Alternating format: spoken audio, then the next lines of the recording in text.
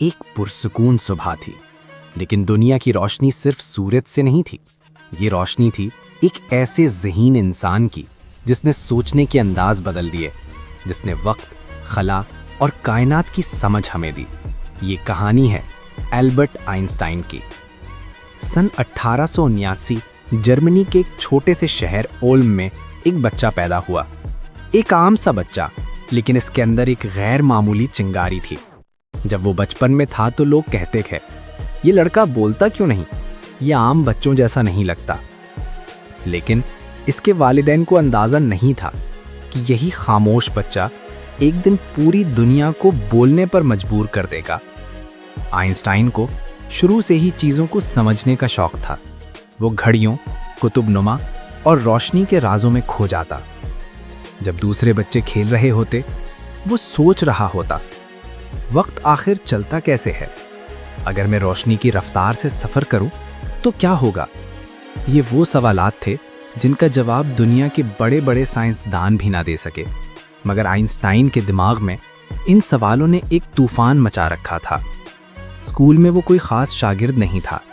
استاد اکثر کہتے، تم زندگی میں کچھ نہیں بنو گے، مگر شاید وہ نہیں جانتے تھے کہ بعض ذہانتیں نصاب کی قید میں نہیں سماتی۔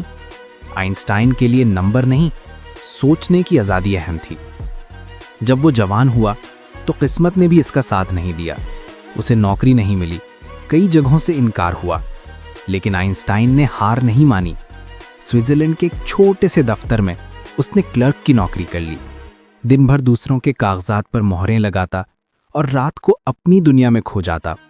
وہ دنیا جہاں وقت مڑتا تھا، جہاں خلا جھکتا تھا، جہاں روشنی خود ایک راز تھی۔ اور پھر آیا وہ لمحہ 1905 جسے سائنس کی دنیا معجزوں کا سال کہتی ہے۔ اسی سال آئنسٹائن نے ایک کے بعد ایک ایسے نظریات پیش کیے جنہوں نے سائنس کی بنیادیں ہلا دی۔ اس نے بتایا کہ وقت اور خلا الگ نہیں، یہ ایک ہی چیز ہے، اسپیس ٹائم۔ اس نے کہا وقت تیز یا سست ہو سکتا ہے، یہ اس بات پر منحصر ہے کہ آپ کتنی رفتار سے حرکت کر رہے ہیں۔ یہ خیال اتنا انوکھا تھا کہ لوگوں نے پہلے یقین ہی نہیں کیا، لیکن جب تجربات نے اسے سچ ثابت کیا تو دنیا نے مان لیا، یہ شخص عام انسان نہیں، یہ ایک انقلاب ہے۔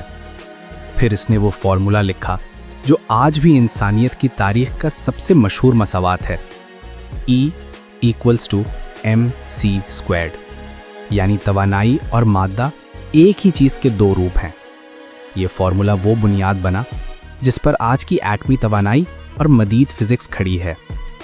وقت گزرتا گیا، آئنسٹائن ایک استاد، ایک فلسفی اور ایک عالمی علامت بن گیا، لیکن شہرت کے باوجود وہ ایک سادہ دل انسان رہا۔ اسے دولت کی نہیں، سچ کی تلاش تھی۔ اسے طاقت کی نہیں، انسانیت کی فکر تھی۔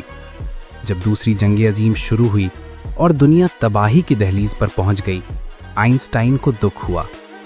اس نے کہا کہ اگر میں جانتا کہ انسان ایٹم سے بم بنائے گا تو میں کبھی یہ فارمولا نہ لکھتا۔ وہ امن چاہتا تھا، محبت چاہتا تھا۔ اس کی آنکھوں میں دنیا کے لیے امید تھی۔ آخری دنوں میں وہ پرسکون رہا، اپنے کمرے میں بیٹھا کائنات کے رازوں پر غور کرتا رہا۔ اور 18 اپریل 1955 کو یہ روشنی بجھ گئی، لیکن ایک ایسی روشنی چھوڑ گئی جو کبھی مدھم نہیں ہوگی۔ آج جب بھی کوئی ستاروں کی طرف دیکھتا ہے یا وقت، خلا اور توانائی کے راز کھولنے کی کوشش کرتا ہے، کہیں نہ کہیں آئنسٹائن کی مسکراہٹ چھپی ہوتی ہے، کیونکہ وہ صرف ایک سائنسدان نہیں تھا، وہ ایک خواب دیکھنے والا انسان تھا، جس نے ہمیں یہ سکھایا کہ تخیل علم سے زیادہ اہم ہے، کیونکہ علم تو محدود ہوتا ہے، مگر تخیل پوری کائنات کو چھو سکتا ہے۔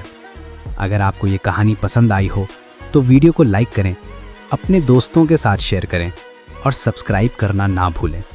کامنٹس میں ہمیں بتائیں آپ کے خیال میں آئنسٹائن کی سب سے بڑی خوبی کیا تھی، اس کی ذہانت یا اس کا انسان ہونا؟